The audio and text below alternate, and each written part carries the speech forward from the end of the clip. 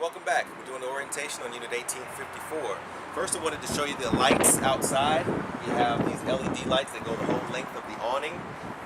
That light switch and also the other patio light switch are right inside the doorway here on the wall, as well as the awning out and in button. Okay, when you come to do your come to pick up, we should have this extended for you just for inspection purposes so that you can see what it looks like. And if we don't have it, please remind us to. Okay, you want to come on in. So those light switches were right here. And then you have another light switch above the head, right above his head there. And for your awning, it's in and out. And your slide room, also in and out. So when you're running your room out, as you can see, we got really close to our telephone pole outside.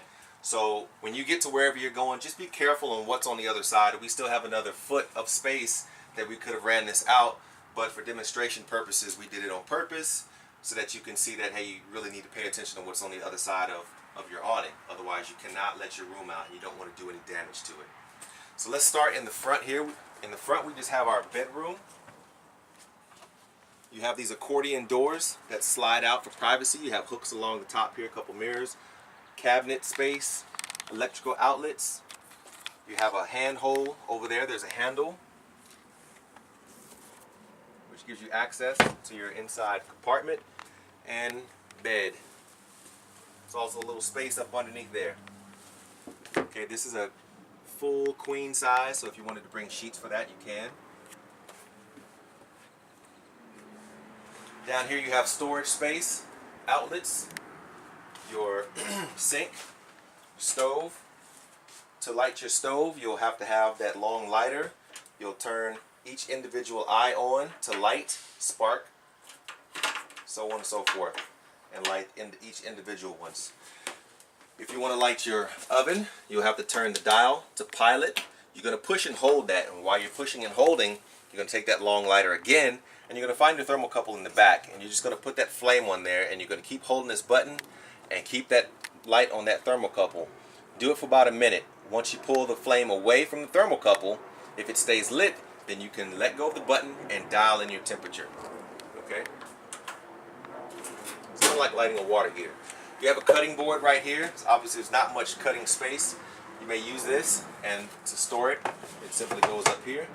And just make sure that's up there nice and tight so while you're driving around it doesn't bump around or fall off. You have your water heater switch sitting here, and you also have your sensors. So on top you have the galley, you have the gray, black, fresh, and battery. When you push each button, it's going to give you corresponding light. For the galley, one light means that it's on empty.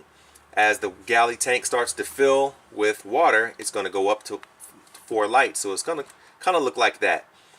Alright, same thing with your gray tank. When it starts filling up, lights are going to increase, and then also your toilet or your black tank. I would say that once the toilet tank gets full, it's time to dump. And when you dump the toilet, you might as well dump everything. Fresh water's full. Here's your indication when you're getting ready to leave. If you're going to another location and you're not going to have any water, here's how you can tell. 4 lights is full, 1 light is empty. And of course, we're plugged in right now, so our battery is fully charged. Your water pump switch is the red light here. You can leave that on all the time, or you can turn it off when you get to where you're going, where your campsite is. If you're going to use city water pressure, you're not going to need to use the water pump. The water pump is designed to pull water out of your freshwater tank and send it to all your faucets. Down here you have your circuit breaker panel. Got 110 side and 12 volt side. Everything's labeled in there very clearly, so if you have any issues and you need to troubleshoot, that's one of the places that you can start. The heat for the furnace comes out of the floor heat here, there, probably also in the bathroom. And then for the air conditioning, it comes out of the roof. So you have the roof air. When you shut these little louvers off right here, it pushes the air to all the ductwork. If you want to just sit right here and soak up all the nice cold air, you open those back up and then you get an air shower. To let these recliners down, there's a little black knob in here. Pull it. Goes all the way back. Okay. Be very careful with this material. It is not leather. It is vinyl, and it's really soft. So it may behoove you to put something over the top of this, because if you have anything sharp in your pockets, it could easily damage this very frail material. I would put something over it, a towel, sheet, whatever, just to protect it. You don't want to have to pay for that once you come back. You got more storage. You got light up over the head. This TV right here swivels. Okay. When you get ready to leave, push it back in place and snap that back down so that the TV doesn't swing around while you're driving and damage it. You also have the radio. It is also a DVD player. You got your remote for the radio and a remote for the TV right there. We got some speakers up in here, so I'm sure that this right here is also controlled by that. It's got Bluetooth capability, and I think that's just the only set of speakers. You got auxiliary, Bluetooth, and a couple of other little things in there. Standard stuff on a radio. As far as this table goes, the table turns into a bed also. So what you first need to do is take the table off of the poles. Don't yank on it. Wiggle it up nice and slow so you don't hurt yourself. And then take the poles out of the floor. You can store the poles wherever you'd like. Then you're going to take the table and you're going to put it down on these little arms right here, and that's going to fill the gap. And then after you do that, then you're going to take some of these back cushions and you're going to lay them across the top of the table. Now remember, there's no support on the table, so if a heavier person gets on this, they may break the table. So just want to have children or what have you on this, as far as sitting in the middle, or if a full adult should sit here. These cushions are kind of a puzzle piece to put back together. Just remember that the shorter pieces are the ones that are going to go along the back, and the long pieces are going to go on the sides. Okay. You have a USB outlet charger over there, light above. You have your thermostat right here. It's just like a regular thermostat in a house.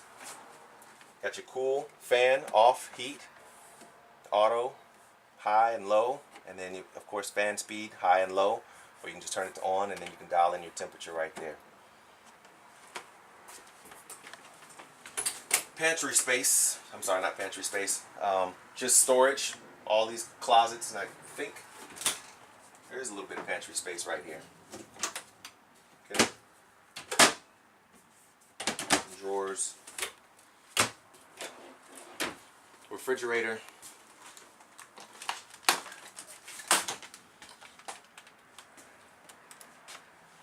so we're going to turn that to on.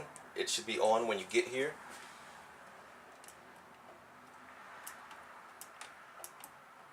So you just want to leave that in AU. AU is an auto.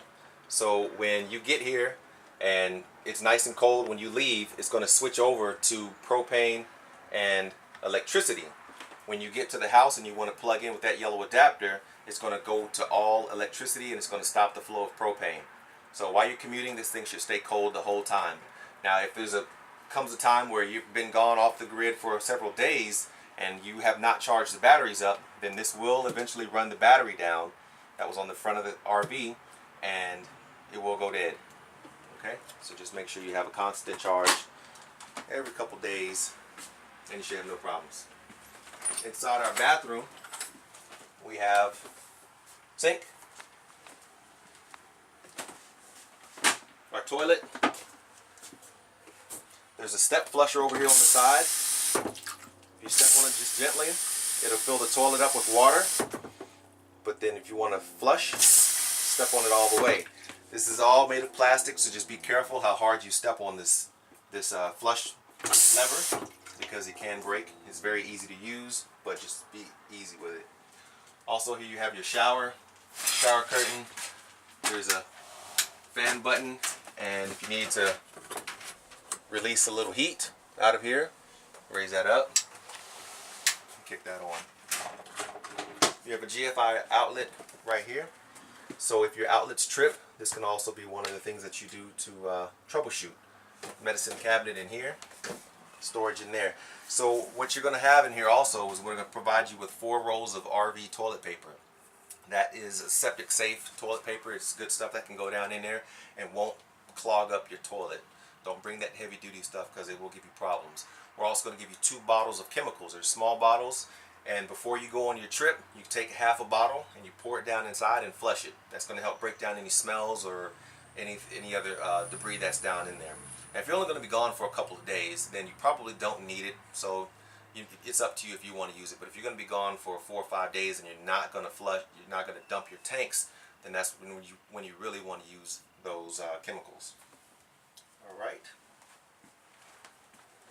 Let's see.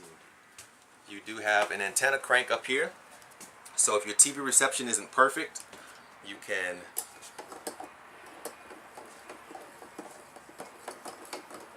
run that up nice and easy. When it stops, it's done, and then your TV reception should get better. But if it doesn't get better, you can always tweak the top, pull that down until the reception gets better, and then you can leave it there. Once you get ready to roll it back down, this arrow that's sticking out needs to line up with the other arrow on this side over here. So pull it down and line it back up, and now the two arrows are lined up together, and then we run it back down. And when it stops and you can hear it hit the roof, then you're done. You also have a set of bunk beds up here. This is kind of a full-size set. There's storage underneath that you can stick some different things in there. It's not real big of a door, but it's pretty deep space. And you have also a ladder for the second bunk. Just be careful how you use the ladder. You don't want to damage this wood because it's not really wood. It's kind of a paper coating on top of that. Alright, I think that covers everything. Again, if you have any questions, please call or please ask us or call us before you come. And that's all I have for you. Thank you.